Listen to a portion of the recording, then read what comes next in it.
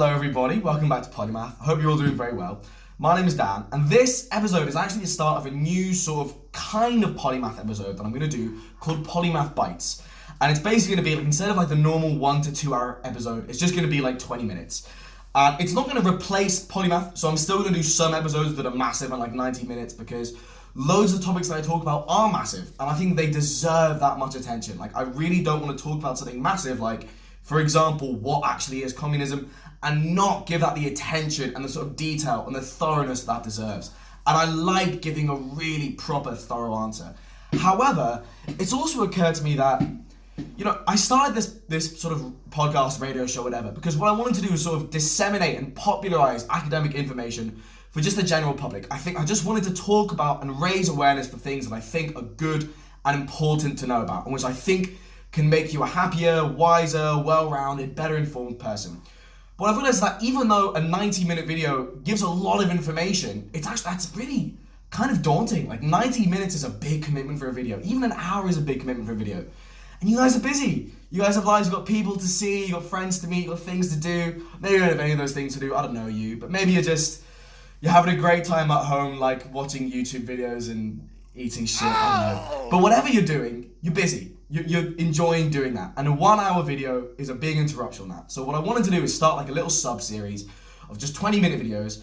They'll be exploring topics which will probably be shorter. Some of these Polymath Bites will be like topics that I've done before as 60-minute videos, just condensed into like 20 minutes or so. So you'll be missing a little bit of the detail, but we'll still be like transmitting the gist. You'll still understand what you need to know.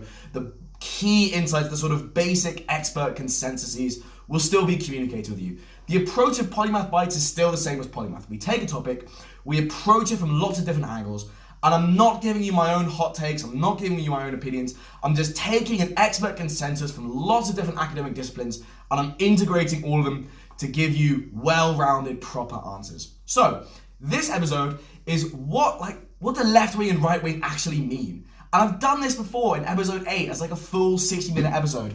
But as I said here, that's really long, and we can actually condense that into a bit of a shorter time. So, when we think of like left wing and right wing, we think of like a one-dimensional spectrum. And you think sort of at one end you have the far left, at the other end you have the far right. And we kind of have like some ideas about what we think of as left wing, what we think of as right wing. Like, most people will think of like Labour and the Democrats and like veganism and trans rights and feminism and eco-friendly policies and redistributive taxation as kind of vaguely left-wing.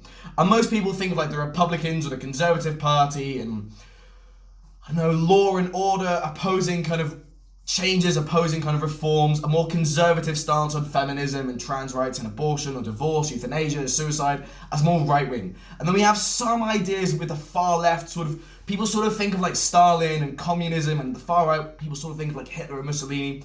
And they kind of point out, actually, so there's this thing called, you've probably thought of this, but just not heard it formalized in this language. There's this thing called horseshoe theory, which holds that the far right and the far left are actually really quite similar to each other.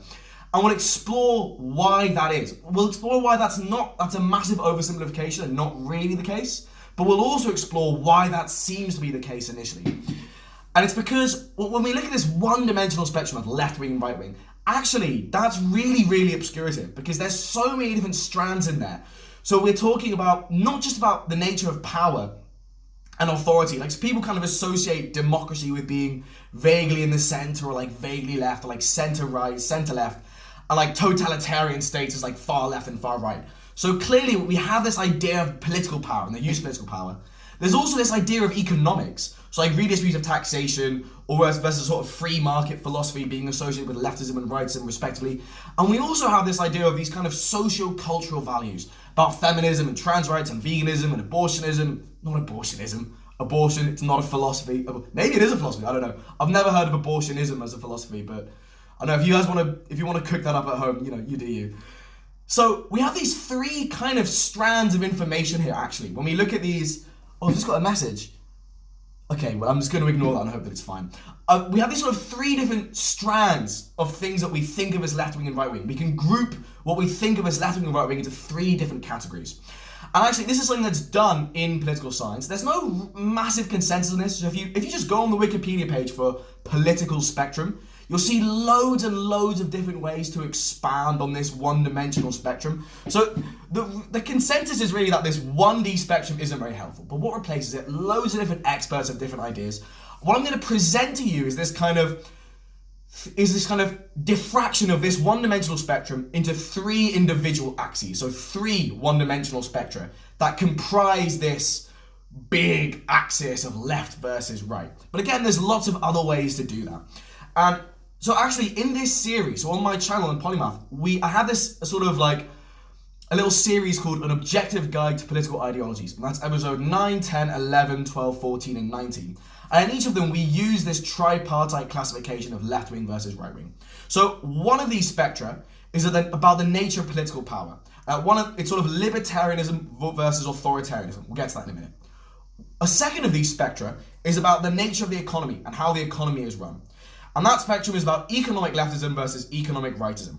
And the final spectrum we have is about socio-cultural values. And that ranges from progressive to conservative, or progressivism to conservatism.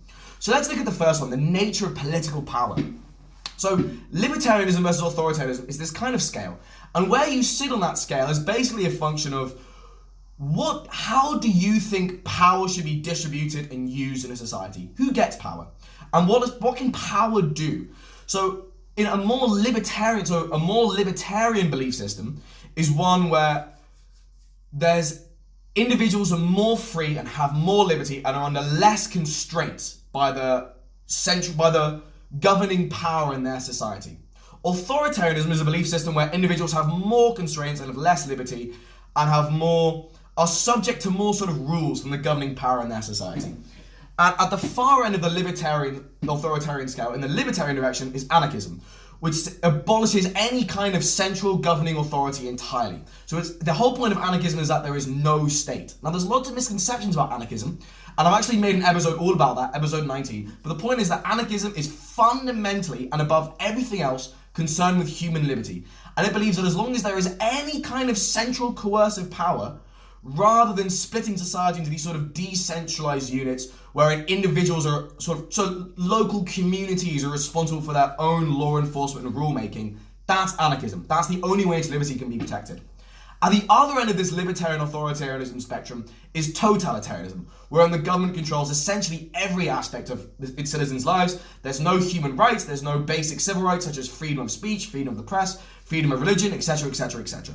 Now, obviously, all societies are sort of in the middle of that. Western societies tend to be more libertarian than non-Western societies, and of course, democracies tend to be more libertarian than non-democracies. Now, this second scale is about economic leftism versus economic rightism. And it's basically about to what extent is the economy controlled versus not controlled. So another way of wording this is to what extent does the government intervene in the economy? Again, with a philosophy like anarchism, that starts to get a sort of breakdown a little bit because in anarchism there's no government per se, but that's another way to understand it.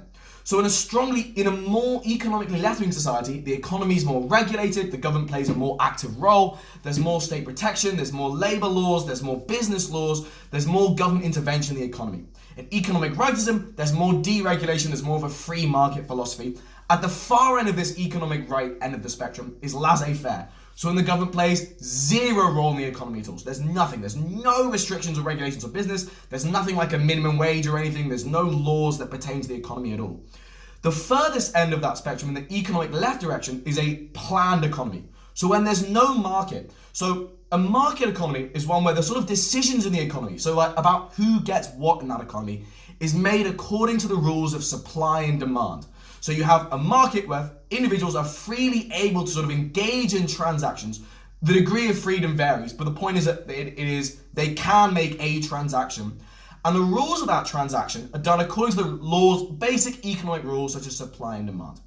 Whereas in a planned economy, the decisions of the economy about like what gets made, how does that get distributed, who gets what, that's not made by the market at all. That's in fact planned consciously by individuals. It can be planned by a state or a sort of central government, that's centralized planning, or it can be planned by sort of local communities who are sort of horizontally arranged. So where you have the economy sort of almost subdivided into little sort of, not bits, but like local communities are responsible for making the decisions about they're responsible for making their own economic decisions, and these local economic units cooperate with each other, but there's no hierarchy between them. That's an example of decentralized planning.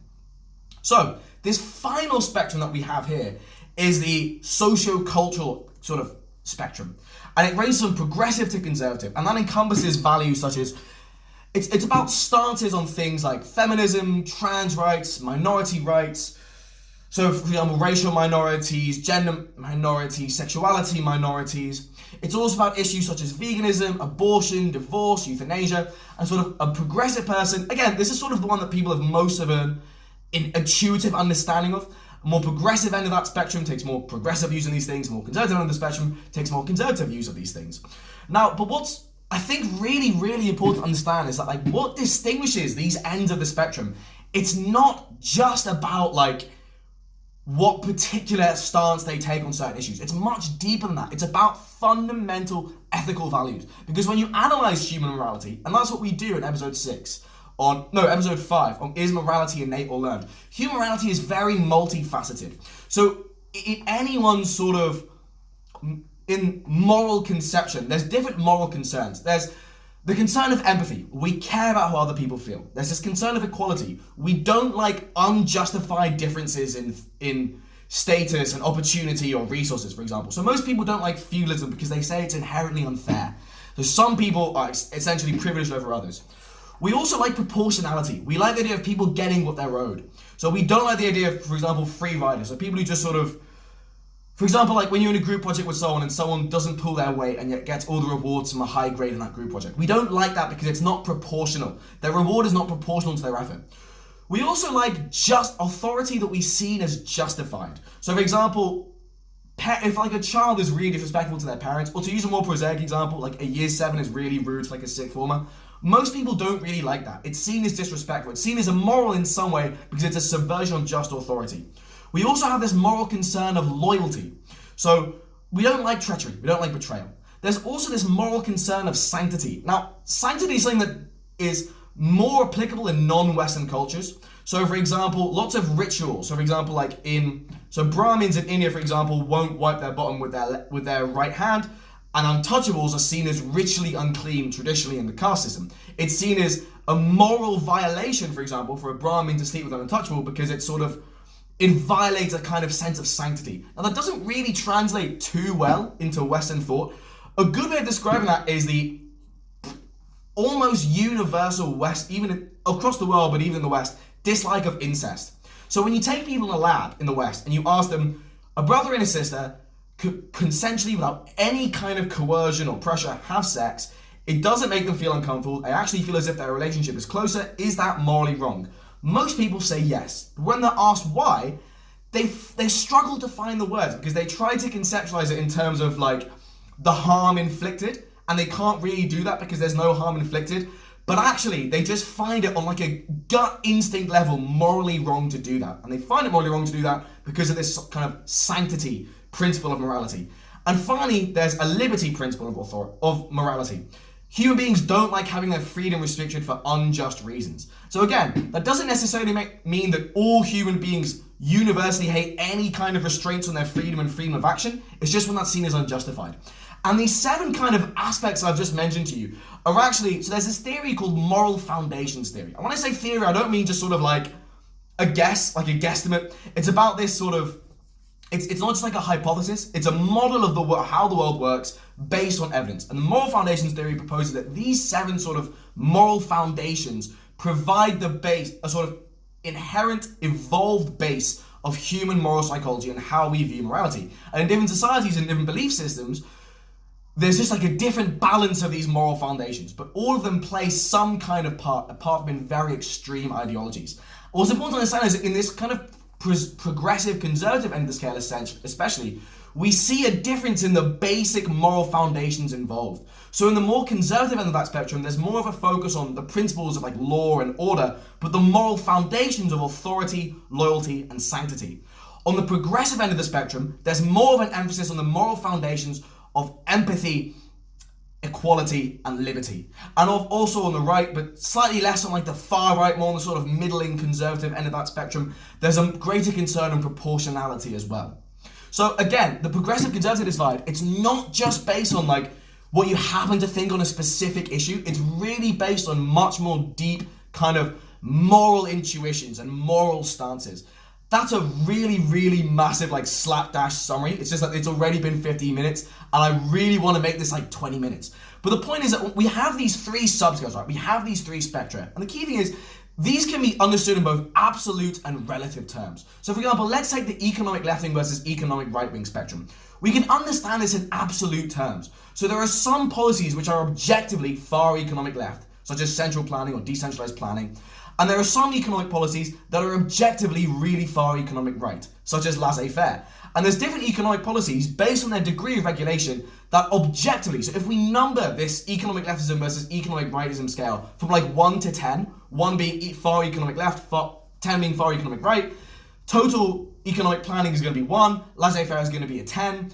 Something like, for example, the Nordic model could be like a 3. Something like China's socialist market economy could be like a 2.